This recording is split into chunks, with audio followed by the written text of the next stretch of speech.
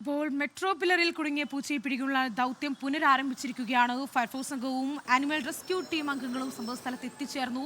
നേരത്തെ രാത്രിയിലേക്ക് ദൗത്യം നടത്താമെന്ന് തീരുമാനമുണ്ടായിരുന്നു. പിന്നീട് പൂച്ചയുടെ അവശ്യനില പരിഗണിച്ചാണ് വീണ്ടും പൂച്ചയെ പിടിക്കാനുള്ള ദൗത്യം പുനരാരംഭിച്ചിരിക്കുന്നത്.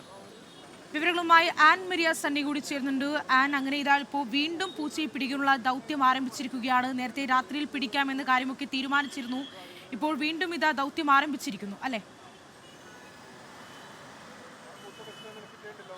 തീർച്ചയായിട്ടും പൂച്ചയെ രക്ഷിക്കുന്നതിന് വേണ്ടിയിട്ടുള്ള ദൗത്യം വീണ്ടും പുനരാരംഭിച്ചിരിക്കുകയാണ്. അത് ആനിമൽ റെസ്ക്യൂ ടീമിന്റെയും അതോടൊപ്പം തന്നെ ഫയർഫോഴ്സിന്റെ നേതൃത്വത്തിൽ ക്രെയിനിൽ ആ പില്ലറിലേക്ക്, അതായത് പില്ലർ നമ്പർ 556 പൂച്ച കുടുങ്ങിക്കിടക്കുന്നത്. പൂച്ചയുടെ ആ ഭാഗത്തേക്ക് കുറച്ച് നിമിഷങ്ങൾക്ക് മുൻപ് ഒരു ദൃശ്യം പുറത്തു വന്നിട്ടുണ്ടായിരുന്നു. അത് മെട്രോക്കാർ തന്നെ നൽകിയ ദൃശ്യമാണ്. ആ ദൃശ്യത്തിൽ പൂച്ച ഏറെ അവശനിലയിലായിരുന്നു. അതിന് എഴുന്നേക്കാനൊന്നും കഴിയാത്ത രീതിയിലായിരുന്നു ഉണ്ടായിരുന്നത്. അതുകൊണ്ട് തന്നെയാണ് അർദ്ധരാത്രിയിലേക്ക് ഇനി രക്ഷാപ്രവർത്തനം നീട്ടിവെക്കേണ്ടതില്ല, ഇപ്പോൾ തന്നെ ആ രക്ഷാപ്രവർത്തനത്തിലേക്ക് കടക്കാം എന്നൊരു തീരുമാനത്തിലേക്ക് ഫയർഫോഴ്സും അതോടൊപ്പം തന്നെ ആനിമൽ റെസ്ക്യൂ ടീമും എത്തുന്നത്. തുടർന്നാണ് മെട്രോക്കാരുമായിട്ട് സംസാരിക്കുകയും അപ്പോൾ അതിനനുസരിച്ച് വേണ്ട സഹായങ്ങളെല്ലാം നൽകാമെന്നുള്ള കാര്യം മെട്രോ അറിയിക്കുകയും ചെയ്തതിനെ തുടർന്നാണ് നിലവിലിപ്പോൾ ഈ രക്ഷാപ്രവർത്തനം വീണ്ടും പുനരാരംഭിച്ചിരിക്കുന്നത്. ക്രെയിൻ ഉപയോഗിച്ച പൂച്ച കിടക്കുന്ന ഭാഗം ഏകദേശം ഒരു ധാരണയിലേക്കാണ് അങ്ങോട്ടേക്ക് ചെന്നിരിക്കുന്നത്. പക്ഷേ ഇപ്പോൾ നിലവിൽ അവർ നിൽക്കുന്ന ആ ഭാഗത്ത് പൂച്ചയെ കാണാൻ സാധിച്ചിട്ടില്ല എന്നാണ് പറയുന്നത്.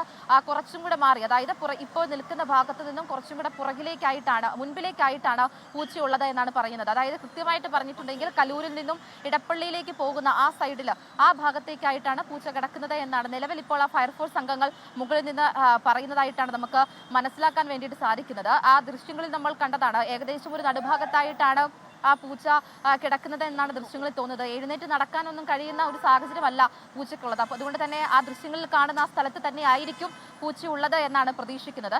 ഈ ഫയർഫോഴ്സ് അംഗങ്ങൾ ആദ്യം തീരുമാനിച്ചിരുന്നത് മുകളിൽ നിന്നും താഴേക്ക് ഇറങ്ങി പൂച്ചയെ രക്ഷിക്കാം എന്നതായിരുന്നു ആദ്യം ഉദ്ദേശിച്ചിരുന്നത്. പക്ഷേ അതിന് ഈ ഇലക്ട്രിക് ലൈനുകളൊക്കെ ഓഫ് ചെയ്തുകൊണ്ട് വേണം ആ രീതിയിലുള്ള ഒരു ദൗത്യത്തിലേക്ക് കടക്കാൻ വേണ്ടിയിട്ട്. പിന്നീടാണ് ഇപ്പോൾ ഈ ക്രെയിനിൽ തന്നെ രക്ഷാപ്രവർത്തനത്തിലേക്ക് കടക്കാം എന്നൊരു തീരുമാനത്തിലേക്ക് എത്തിച്ചേർന്നിരിക്കുന്നത്. തീർച്ചയായും ഏകദേശം ഒരാഴ്ചക്കുള്ളിലാണ് ഇത്തരത്തിൽ പൂച്ച മെട്രോ പില്ലറിൽ കുടുങ്ങിയിരിക്കുന്നത്. നേരത്തെ രാത്രിയിൽ ദൗത്യം ആരംഭിക്കാം എന്ന് പറഞ്ഞെങ്കിലും പൂച്ചയുടെ അവശ്യനില പരിഗണിച്ചാണ് ഇപ്പോൾ ദൗത്യം വീണ്ടും പുനരാരംഭിച്ചിരിക്കുകയാണ്. ലോകത്തെവിടെയായാലും ഏത് സമയത്തും 24 വാർത്തകളും ഓഗ്മെന്റഡ് റിയാലിറ്റി പാക്കേജുകളും എക്സ്പ്ലെയിനറുകളും വിശദമായി കാണാൻ ഞങ്ങളുടെ യൂട്യൂബ് ചാനൽ നിങ്ങൾക്ക് സബ്സ്ക്രൈബ് ചെയ്യാം.